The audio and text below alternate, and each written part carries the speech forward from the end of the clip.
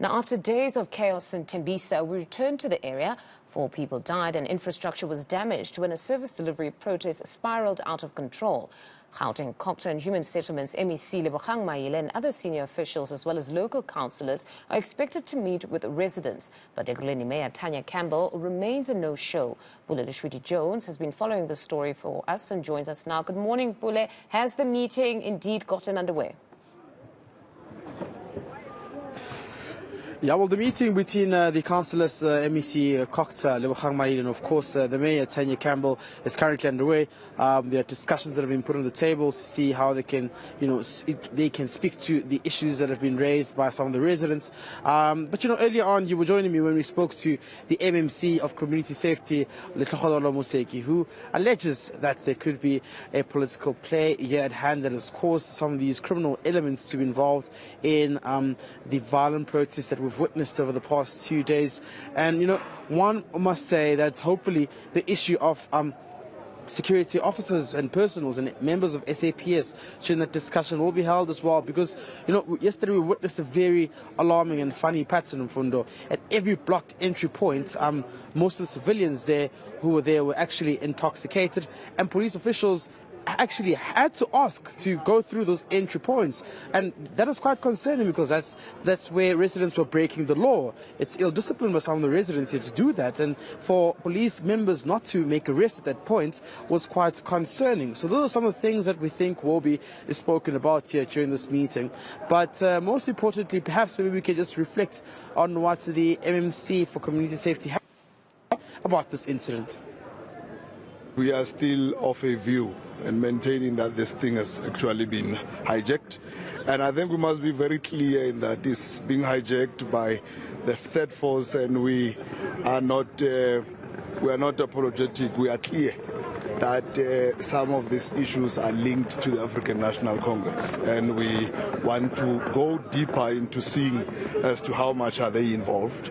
And once we've then been able to establish that, we'll divulge all the information. MMC Museki, that's a very strong allegation you're bringing up there.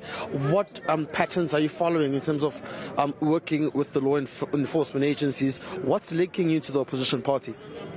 Well, most of these people that we have been engaging with, we are told they were part of the internal processes of the ANC. They failed through the internal process of the ANC, and as a result, they are fueling this. These are not confirmed issues, but that's what we're getting from the ground right now.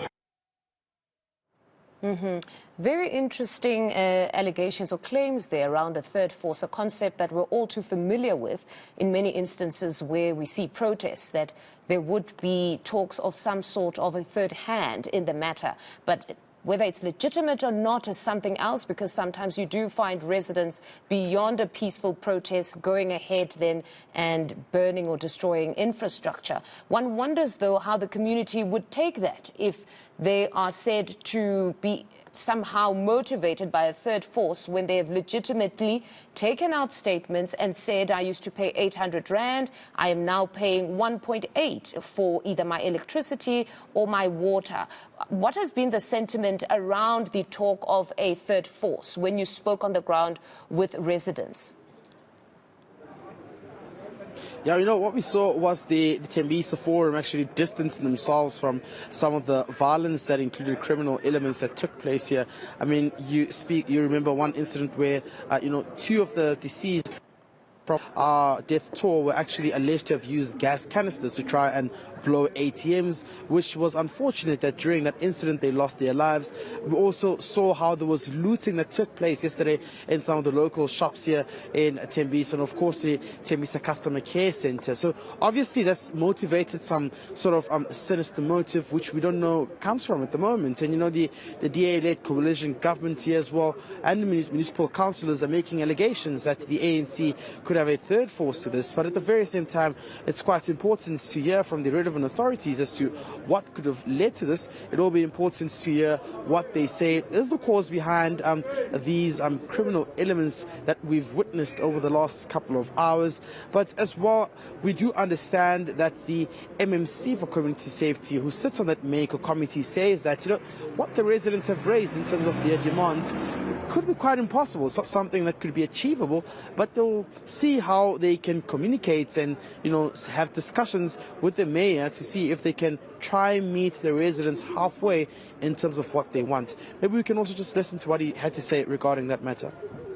Our MEC for Finance, MMC for Finance, Mr. Fayan Ngosi, have been on record to say that it's impossible. It's actually, it cannot be possible. I'm sure you and I can agree to the fact that electricity issues is pay per usage. So if you're saying you're asking for a flat rate of 350 rand a month, who's then going to pay for the rest of the electricity that you are using? So it's, I don't see it happening. Yeah, it sounds like it's going to be a very difficult conversation around some of those demands. Pule, we'll leave it there for now. Thank you very much for that update.